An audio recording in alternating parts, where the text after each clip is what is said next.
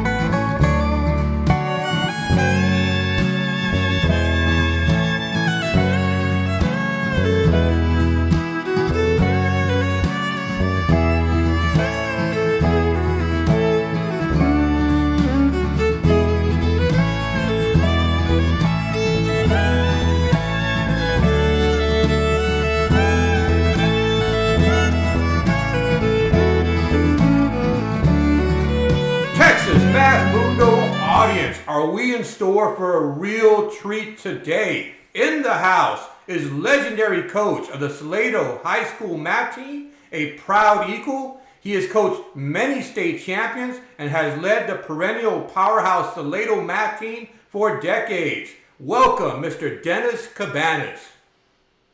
Thank you. Thank you, Mr. Cantu. I'm so happy to have you here. I've heard of the legend. I had the pleasure of meeting you recently at the state meets. It was such a joy, and I'm so happy that you're here on the show. I have a question. It's an honor to be with you, Mr. Cantu, and I appreciate what you're doing in trying to help kind of get the word out there and promote UIL academics, because it's we've seen what a wonderful impact it has on our just literally hundreds of students that have come through our academic UIL program in the last 3 decades or so, and it's just it's a wonderful program, and not many people, or at least not enough people, know the value of it. So I really appreciate what you're doing. I'm so happy you said that, because we're coaches, and we've seen firsthand for many years now the impact it has on these kids. So I'm so happy you said that, because it's such a beautiful thing. I've seen kids grow so much, and so I'm so happy you said that, man. Hey, how long have you been a coach at Salado High School? Well, this last year that I completed was my 50th in the school district. Wow. But for about the first 19 years, I guess I was an athletic coach. I coached sports. And then about 1991, 92, when my son came into high school, I was no longer coaching athletics, and he had an interest. He had developed an interest in number sense in junior high, thanks to a math teacher that he had, whose name was Melinda Cromno. She kind of got him started on it, and he became interested in it. So when he came into high school, I said, well, I'll start working with my son in number sense. And I kind of recruited some other students, and that's when it all began. So roughly 30 years, I guess. Oh, wow, man. What a story. 50 years for the district, roughly 30 years coaching UIL. Wow. You got some wisdom to impart on us. I have a quick, hey, what'd you think about being the state meet that was recently concluded this past year? Wasn't it great to be back face to face again? Oh, it definitely was. It definitely was. Yeah, we were very, very disappointed in the spring of 2020 when everything was shut down. And of course, it's, I guess it's understandable, I suppose, with this virus that, we didn't really have a handle on and didn't know a lot about it. And there was a lot of fear. And so it's kind of understandable, but it was, it was still disappointing. It was very disappointing, especially for our seniors, that it was going to be their last chance, and they'd been working hard for, all their high school careers to maybe have a chance to be a state champion. And we had a couple certainly that fit into that category, and ended up they didn't get to compete. And then even in 2021, when we had the pods across the state, that was certainly better than the previous year, but it still wasn't normal. And so it was good to get back to normalcy this year, and good to see everyone again. And yeah, it was great. It was great. Yes, awesome. So good to see people again. Exactly, exactly. Hey, it tickles me because at Salado, y'all have this Walmart vest tradition. You know what I'm saying? Where the champion will wear that Walmart vest. It's so funny to me. How complicit are you in the theft of those Walmart jackets? Only that I didn't forbid it. I think, and I'm not even, I don't know that I have complete knowledge about that, but I think it got started at a regional meet in either 2017 or 18. I'm pretty sure the student that got it going was a young man named Ben Sunshine. And for probably the last 10 or 12 years, Mr. Cantu, I haven't traveled to all of the meets. I've had cancer a couple of times, and so I try to eat. I try to watch what I eat. So try to eat only organic foods, and now I'm trying to avoid salt and trying to avoid gluten, and I try to avoid sugar and fat. It's pretty hard to do that when you're eating out at a restaurant. So, and it's difficult to carry enough food with you in an ice chest or something to last, overnight and through the next day. And so about 10 or 12 years ago, I just kind of worked it out with the district that someone else would take the students to the various meets. And so I've only been going to a district meet, which is always close around us. And then I go to the state meet because we're close enough to Austin and I can drive back and forth. And so regional meets, I haven't been to many of them. I did drive to Stephenville a couple of times when we were going there because I could do it in one day.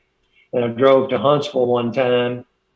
So I don't remember exactly the year that this got started, whether it was Ben's junior year or senior year, but he was the first one to show up with one of these Walmart vests on.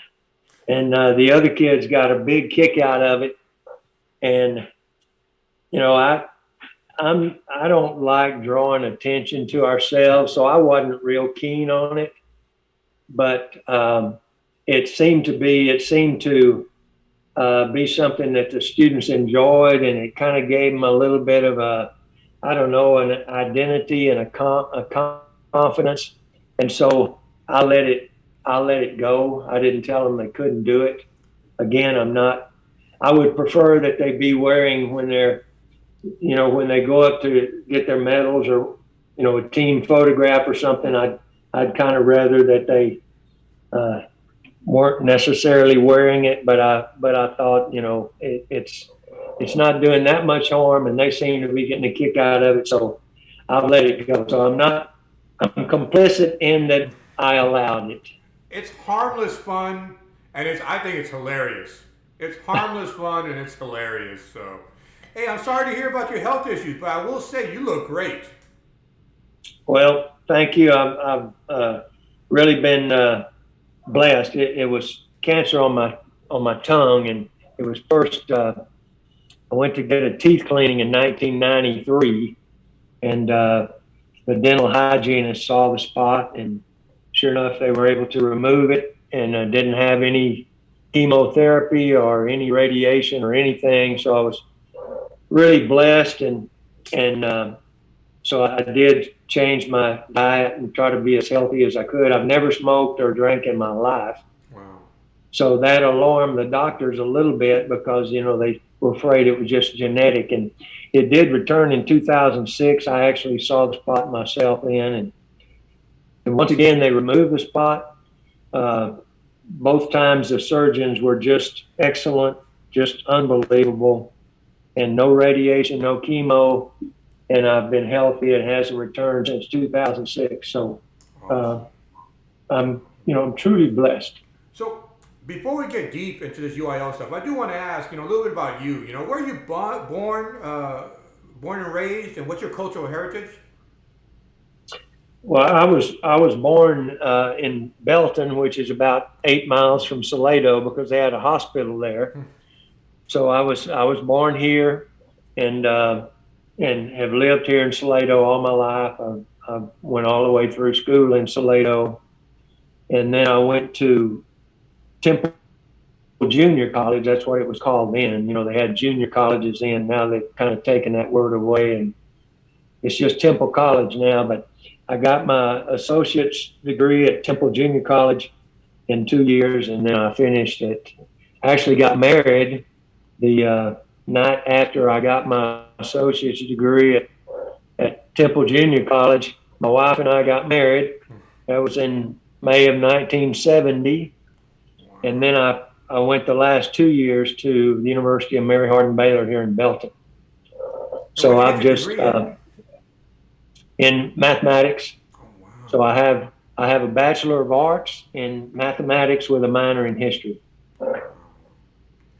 So, and my cultural heritage, I guess, is Caucasian a possible answer to that question? Yeah, sure.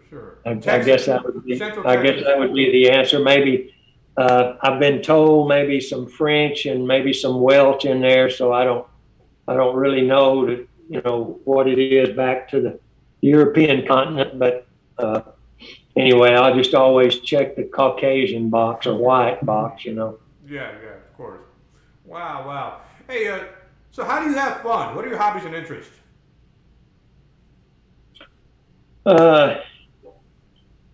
Well, I have a lot. I have more interests and things that I enjoy than I have time. So I don't really get to do justice any of those things, but for any of them. But I like to read, like to study the Bible, enjoy spending time with my family, especially my wife and children and grandchildren, and I like sports. I probably spend way more time than I ought to watching sports, either in person or on TV. I like gardening, working in the yard. And of course, I like math.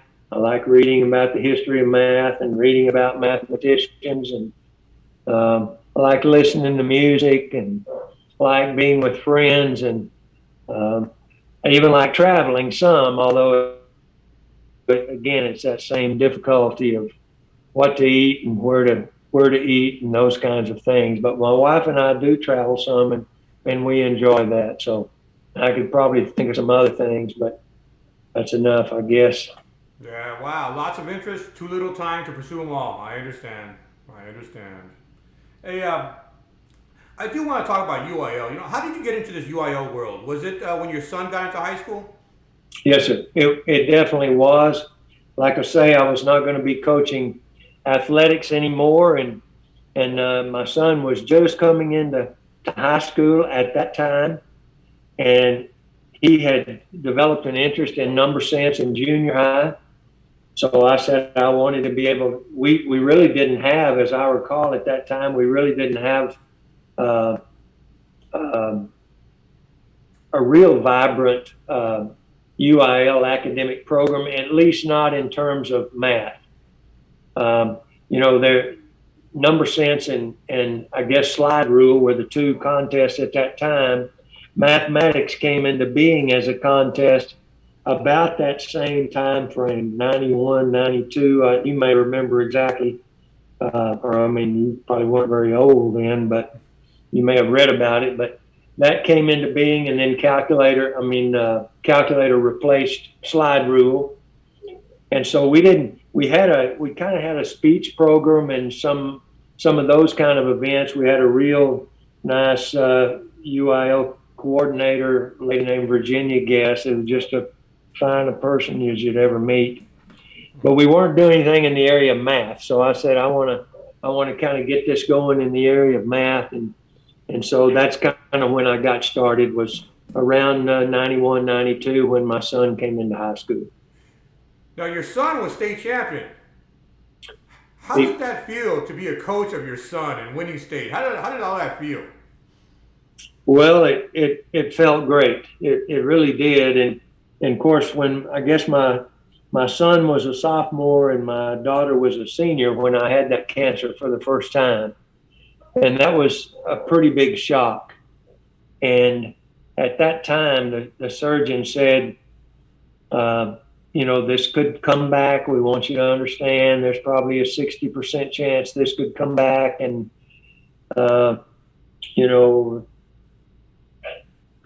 you might survive it, you might not survive it. So it was pretty big shock to me. And doing the number sense and the math, when the math got started, we were a little slower to get going on calculator, but to have my son and the other two young men working on this number sense and developing and becoming really good and going to meets and other schools kind of would see us and they'd kind of, you'd see their head kind of drop a little bit, like now we're going to be competing for second place. And, that was kind of fun. It really was. And it kept my mind off of, this cloud of the cancer hanging over me and everything. And so it really was a blessing. And it was a very, very enjoyable time. Those three young men, Vinny being one of them, Vinny Mickna that you recently interviewed, he was one of them, and Kyle Anderson was the third one. And it was really a special time that I never will forget, and it's kind of what got all this kicked off. Well, I will say I have interviewed a couple of your ex-students that have been state champions. I did interview Vinny Mickna, who speaks so highly of you. They all speak highly of you. Kayla Manning, that's another one that's more recent that I had the pleasure of interviewing. They just speak the world of you and the impact you've had on them. Now, I would like to talk to Brett possibly, and maybe Cooper Chambliss, the most recent state champion that you've had. So you continue to have an impact on these students at Salado High School. Well, I appreciate that, and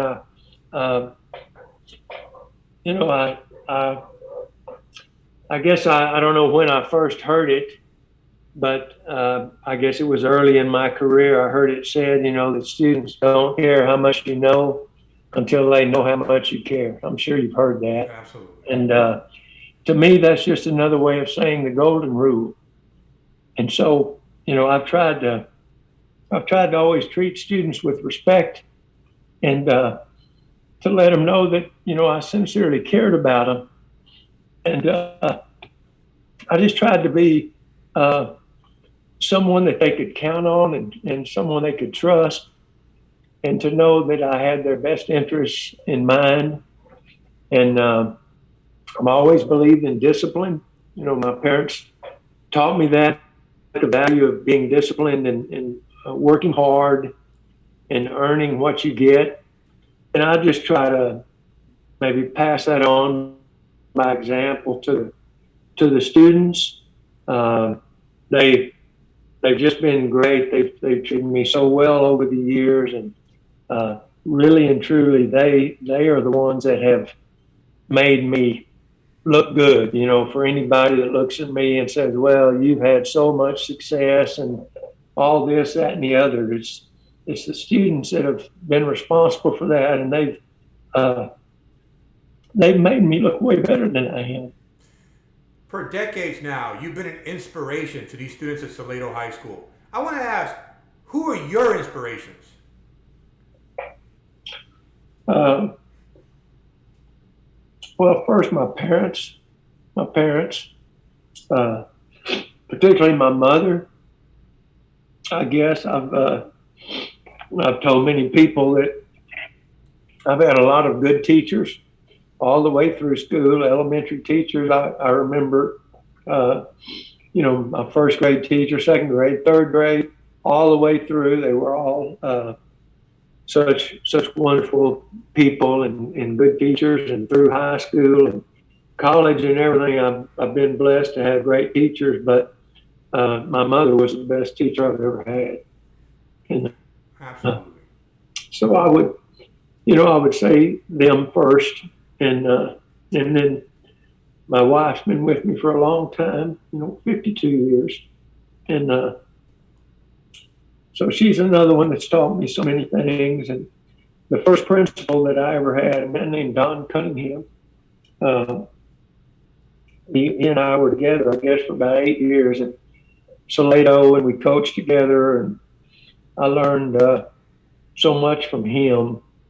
And then when I've gotten into UIL, a principal that really came along and helped us get rolling by making room in the schedule for a UIL class. A fellow named Marvin Agnew, longtime football coach, and but he was really a great man, and so he got the UIL program going for us, and that was a big help. And then, just as far as people in UIL that I've looked to for, to kind of pick their brains, Leo Ramirez was a longtime coach in the Valley. He was kind of one of the real big names when I got started, and so I picked his brain a lot. A fellow named Richie Cullens at Plains, and his sidekick there, Brad Friesen. They were two great gentlemen that really helped me a lot. Jamie Bassett at A&M Consolidated High School was one that, he and I talked a lot.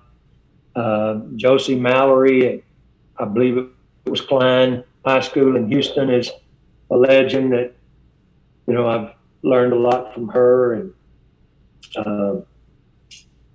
then Cliff McCurdy, the current math director, and Anthony Newberry. The two of us went to it was called a master teacher. I don't know how I don't know how I was there, but it was called a Master Teacher Institute at the University of Texas. And it was a whole month of June. This has been about 20 years ago. And Cliff and Anthony were there. And of course, they stayed there in dorms, as most of the people did. But again, my eating was such that I drove back and forth. But I would be with them all day long, every day, for all the month of June that year. And so Anthony was a two-time state champion in number sense, about the same time as my son, just in a different conference. So he had a lot of knowledge, and boy, we shared. I'm sure I got more knowledge from them than they got from me, but I enjoyed being with them. What's the last name? Anthony Newberry. Anthony Newberry. He's at Wichita Falls Hershey High School. He's had many, many state champions. Of course, Cliff McCurdy, goes without saying what he's done. Everybody knows him. And then, of course, Larry White, Don Scow before him. Don Scow was the number sense director when I first started. And then he kind of gave it up and Larry White took over. And I've learned an awful lot from Larry White. Joe Cuellar, who was I think Leo Ramirez was his teacher and mentor in high school. And Joe Cuellar is one of the most knowledgeable number sense guys there is. And he and I communicated quite a few times even this past year, and I still ask him things, asking for shortcuts and so on. So there have been many that have helped me along the way. I'm probably leaving out some, and I am leaving out one, Dr. Burrell, the calculator director, such a fine gentleman, and known him for a long time. And yeah, he's been very helpful too. So as always, the best thing about anything you're doing are the relationships with people. That's always the best part. Wow, you just listed a who's who in UIL academics. Each one of these a legend in their own right, and your name is deservedly next to theirs. I was going to ask you, all these years, all these memories, all these great students, like you just mentioned, Brent and Kyle and Vinny. You had Kayla. You have now Cooper. What are your most memorable moments throughout these years? Oh, that's a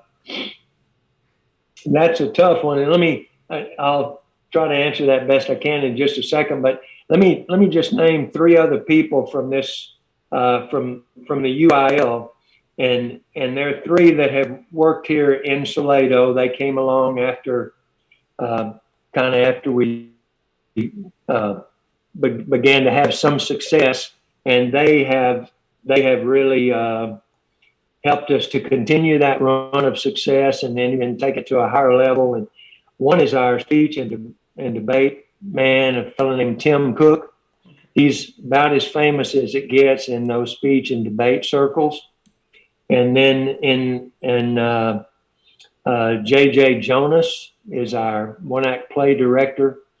She coaches some of the other events as well, and she's another superstar. And then my sister Claudia was with us for, 5 to 6 or 7 or 8 years, and she had numerous state champions in spelling, ready writing, literary criticism.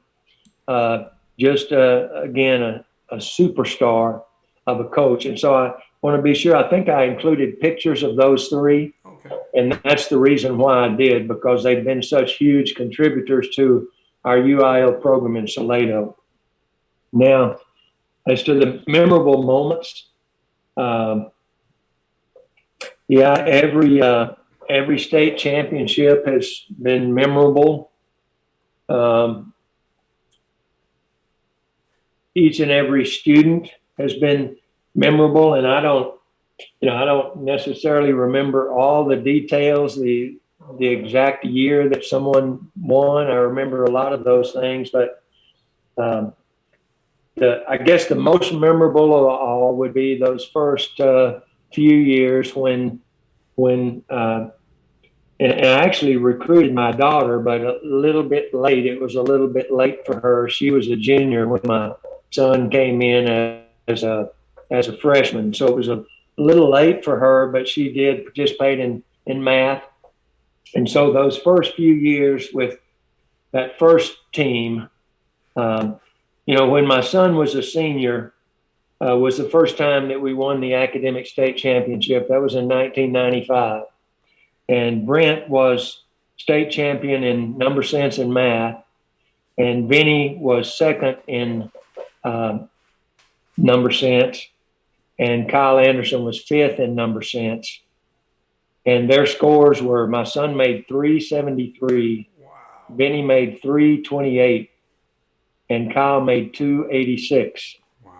That was the highest team score in the state. Except for a 3A school that old Joe Cuellar happened to be coaching.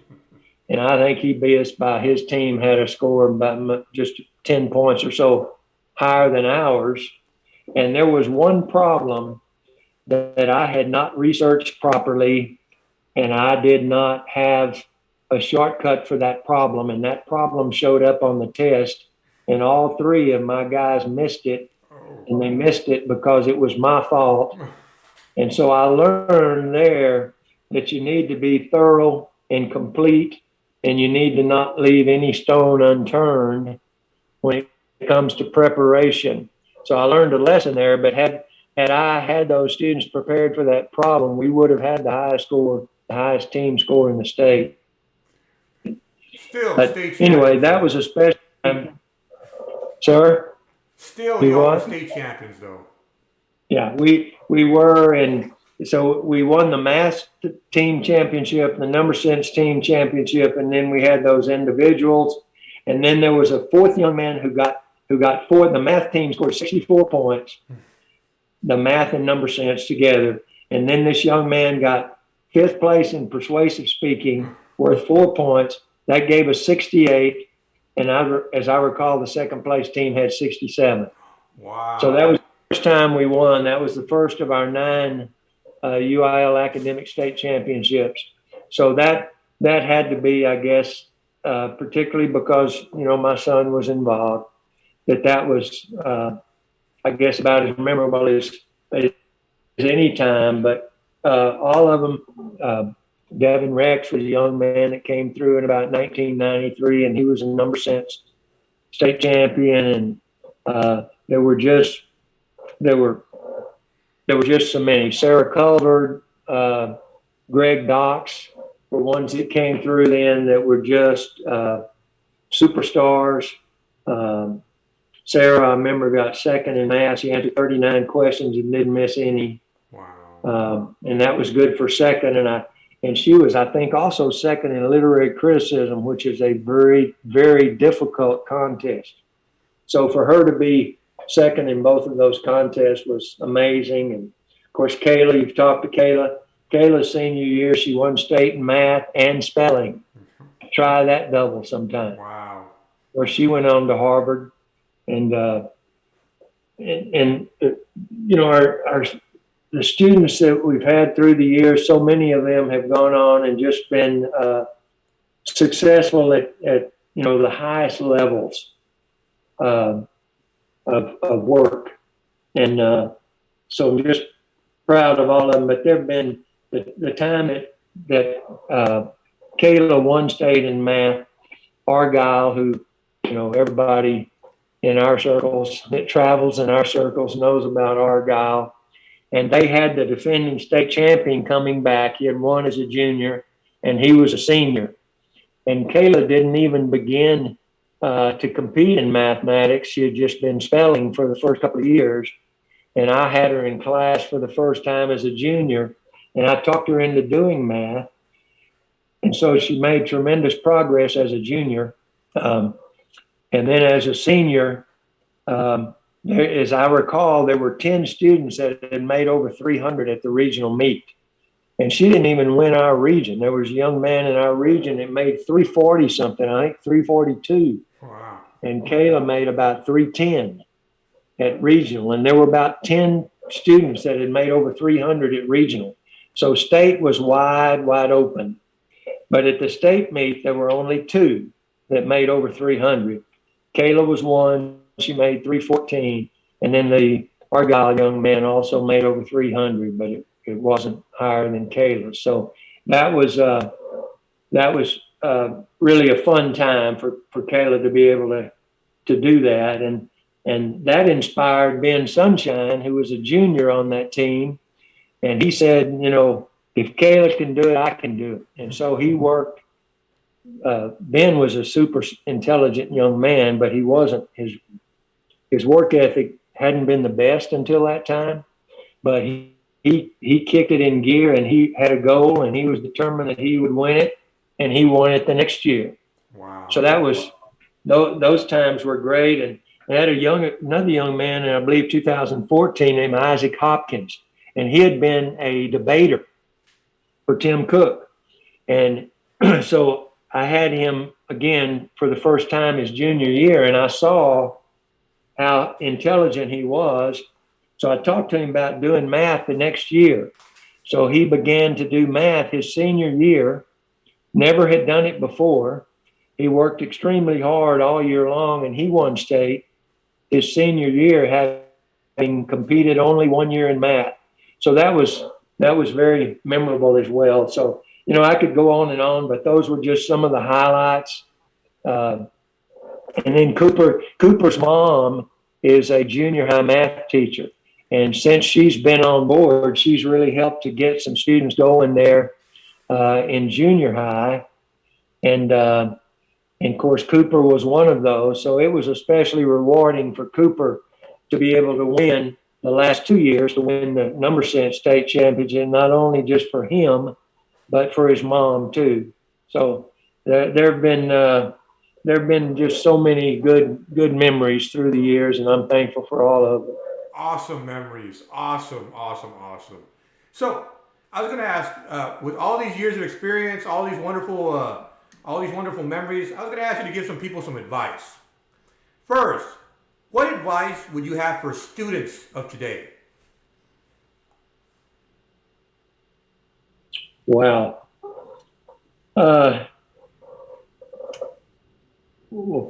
First of all, they would they need to have a passion for whatever it is that they're going to do. And one thing, I mentioned my mother. One thing that she stressed to me always was anything worth doing is worth doing right. And to pursue one of these contests, and it might be spelling. It doesn't have to be in the math area. It could be speech or whatever, but or even a sport. Whatever it is, if you're going to pursue it, give it your all. Be passionate about it and work hard at it, and be accountable. Don't make excuses. If you do your best, then you're a winner. If you commit to it and work hard, set a goal and work hard to achieve that goal, you've got to understand there's other students you're competing against that have set goals too, and they've worked hard too. And there can only be one first place, one person that is designated as first place. But that's not my definition of a winner. And so that, I guess that would be the advice that I would give to a student is, if you're going to pursue it, give it your all. Don't be lukewarm. Don't make a half-hearted effort, because you're gonna reap what you sow. And if you sow hard work and effort and being conscientious and caring and being committed and being disciplined and all those kind of things, then you're going to reap good things, even if it's not a first place trophy. Great advice. Great advice. Now, what kind of advice would you offer coaches of today? Well, the same thing. Have a passion for it, because if you don't, the students are going to see that. They're gonna, if you're trying to fake an interest in it or fake an effort, the students will see through that in a hurry, and it will rub off on them, and it will have a negative effect on them. So first of all, again, if you're going to sign on to coach anything at all, or if you're signing on to teach, as far as that goes, do it to the best of your ability. Work hard at it. Try to become a master of your trade. And that means studying books, getting a hold of books that can help you. It means finding the people who are at the top of the trade, whatever it is, the top of the vocation. That's what I tried to do. I tried to seek out the very best, the Leo Ramirez's and the Joe Cuellar's and the Cliff McCurdy's and the Richie Cullens and all of those kind of people. I tried to seek out the very best and to learn as much from them as I possibly could. These three contests, if a coach is working with math and number sense and calculator, They're three unique contests, and there's a lot to know, you know, the little finer details of not only just the shortcuts, how to work the problems maybe as quickly as possible, but how to practice and, you know, how to recruit students and how to put students in a situation where they can be successful.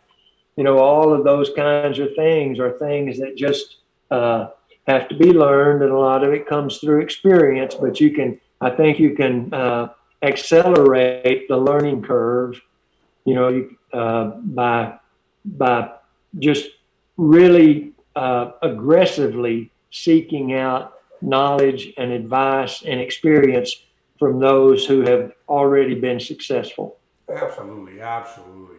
And finally, as a parent yourself, what advice would you offer parents?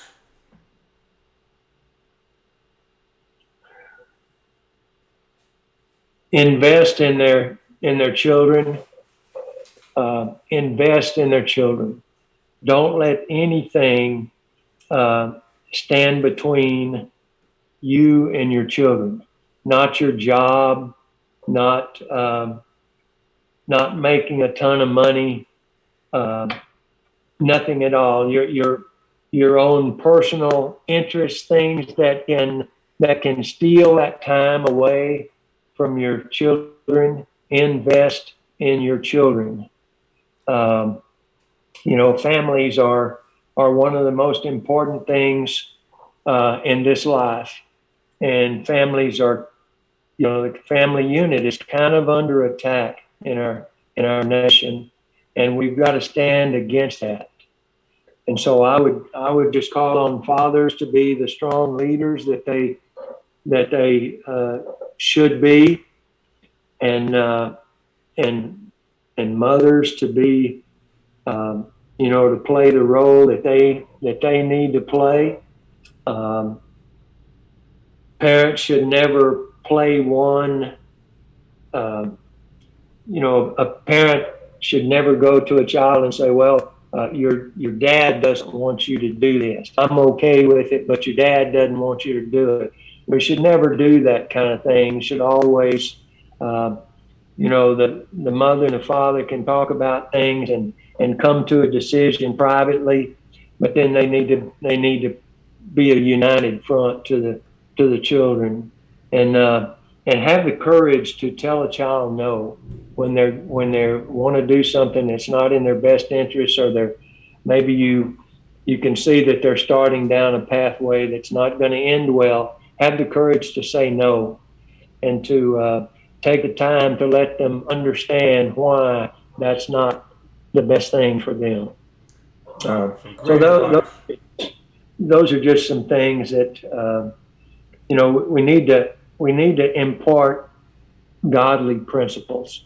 You know, honesty and hard work and character and obedience and reverence. You know, we need to we need to learn things that are what things are really meaningful, and those are the things we need to care about. We need to know the difference between right and wrong, and parents are the ones that are primarily responsible for that. As teachers and coaches, we can reinforce those things, but it all begins with parents.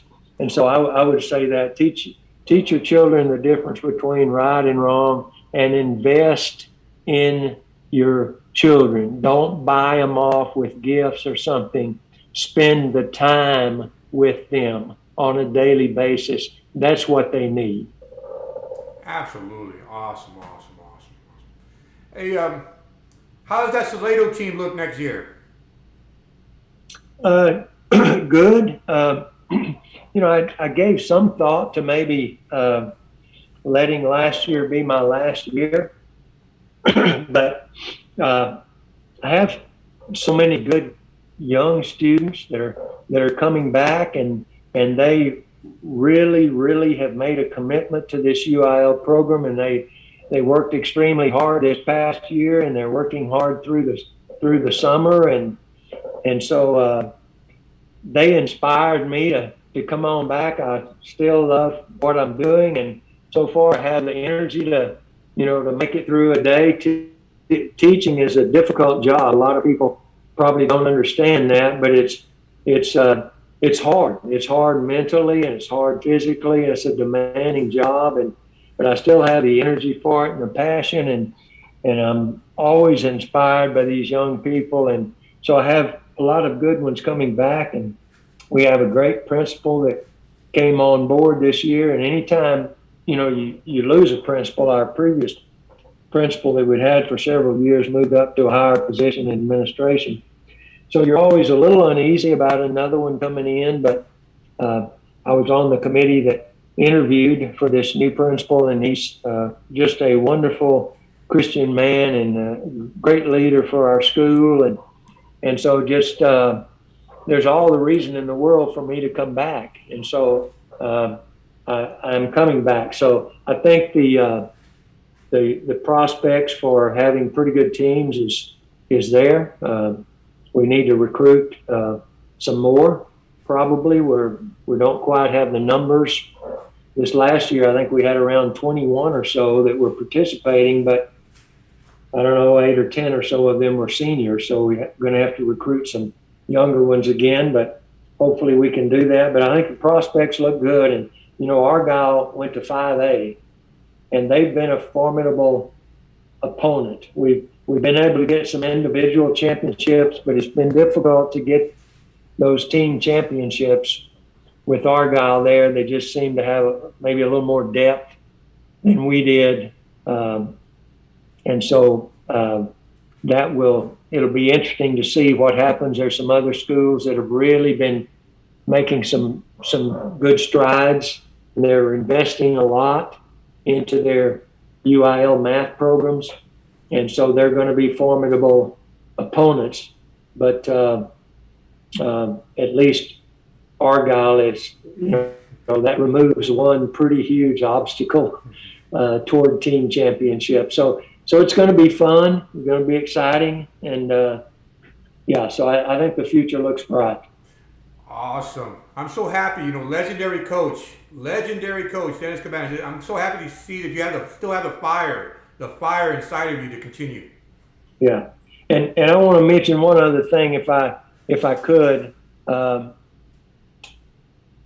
Since I haven't been traveling to these meets, this one of our other, the school district has agreed to pay kind of a co-sponsor or a co-coach, for the last 10 or 12 years, someone that's actually in the academic period with me and helps to teach and train the students, and then accompanies them to all the meets. And the man that I've had, I guess, for about the last 7 or 8 years has been a man named Brian Osborne. And I want to just recognize him publicly on this video because he's just an exceptional human being. He's a tireless worker, and he's been such a tremendous help to me. And so he's another reason that I've just decided I'm going to continue to do this, because he helps me so much, and it's not a feeling that you have to do everything by yourself, because it's hard to coach 3 events. It's really difficult to do a good job coaching these 3 events, but he makes it so much better and provides so much help and assistance that he's another reason that I want to stay around a while. Mr. Brian Osborne? Brian Osborne. Yes, sir. You probably saw him, maybe met him there at the state meet, but if not, look him up next year, because he's someone that anyone that meets him and crosses paths with him is better for it. Great endorsement from you. It looks like Salado's in good hands for many, many, many more years to come. Well, I think so, definitely. I mean, when I'm gone, I'm convinced I won't be missed at all. Things will just continue to roll along smoothly. Tim Cook and JJ Jonas are both, I think, my sister is already retired. I mentioned her earlier. Tim Cook and J.J. Jonas are probably nearing that time.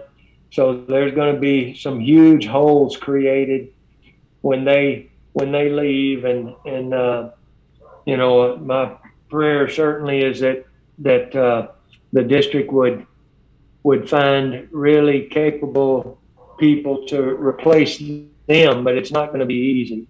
It won't be difficult at all replacing me. There's already, like I say, Mr. Osborne's already on board, so that won't be a problem. But the other two going to be tough. Well, I hope you're around for many, many, many more years yourself, but it's certainly true that you've left quite a legacy there at Salado High School.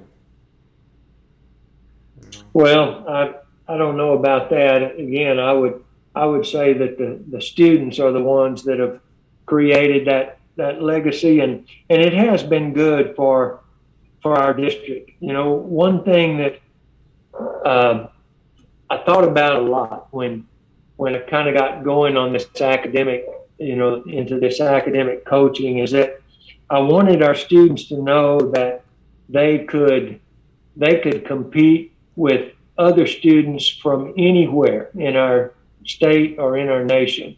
I wanted them to think kind of in a way outside the box. I wanted them to know that if they wanted to go to an Ivy League school, they could go to an Ivy League school and they could be successful. And whatever it was, if they wanted to go to a Duke or a Stanford or whatever, that they could do that and be successful. And so once you start having some success, like that first team did, once you have success on the state level, others see that, and they want to be a part of it, and it helps them have the confidence that they can do that. And so we began to have students that would apply to Ivy League schools, and I'm not promoting Ivy League schools necessarily, but we do know that they have a reputation for being elite among universities worldwide, and so we've had students through the years, many students that have gone to Ivy League schools, and they've gone to Duke, and they've gone to Stanford, and they've gone to Rice, and other of the most supposedly elite universities. A&M is still our favorite. We still send more of our UIL academic kids to A&M than probably any other university, but we have them that go all over now. So that's been one thing that's been really good. And then our school it's recognized kind of all over the state. A lot of people know about Salado, and they know about us because of the, partly at least, because of the success that we've had in UIL academics. And so that's been a good thing. And sometimes we'll have students that'll come into our district, they'll move into our district, and parents will tell me, or they'll tell the principal that, we looked at a lot of schools in this area, and we settled on Salado. We thought Salado was the best school. And I'm not saying it is. We've got a lot of good schools around us here, but at least there's the perception on the part of some people that if they come to Salado, that they won't be disappointed in the education that their children receive. And at least part of that is due to the legacy left by these students that have elevated our UIL academic program in the past 30 years or so. You make a great point. If I'm a parent and I see a spectacular academic program at a school like UIL that they have at Salado, I would definitely weigh that in my decision. And you and I both know personally the good that comes from UIL academic competition. So, legendary coach Dennis Cabaniss, any final words or parting thoughts as we conclude this interview? Well, again, Mr. Cantu, I would like to have done this interview without ever saying the word "I," but I knew it was going to be impossible because I knew what kinds of questions you were going to be answering. But I would just again, I appreciate your kind words and directed toward me, but I would like to redirect them toward the people that are even more responsible for the success we've had, the students, other teachers and coaches at our school, administrators at our school, our superintendent that we've had for the past 12 to 15 years is a wonderful supporter of everything that our students do, including UIL academics. Just so many people are responsible for this success. So I just want that to be known, that it's very little that I have done. It's a whole lot more of what others have done, and I'm thankful for these other coaches that I turned to when I was getting started, and that I still turn to for advice and for coaching tips and that kind of thing. And I'm thankful for all the students we've had that made the commitment toward excellence and set goals and work so hard to try to achieve those. And then the people that I've worked with along the way, and then other coaches across the state that like you, that take this seriously and understand the benefit of it, and that are in it for the, not for the purpose of trying to build some monuments for themselves, but they're in it because of the good that it does to students. You're very humble. And I will say, I got a wonderful opportunity. It was a great pleasure to meet you face to face at the recent state meet. It was a real joy for me, a real treat to meet you face to face. You've been in the game for many, many years, and you have quite a legacy. Like it or not, you have such a wonderful legacy. And I just want to say I appreciate you coming on this program, sharing your wisdom and your thoughts and your perspective with my audience. I really appreciate you sharing your story with us. Well, you're quite welcome, Mr. Cantu. And again, I want to thank you for what you're doing, bringing attention to UIL academic programs, particularly in the area of mathematics. Math is such a wonderful subject, so interesting and so powerful. So I just appreciate your shedding light on that, and again reaching out to me to do this, and again I don't like being in the spotlight, but if by being in the spotlight for a little bit of time I can help you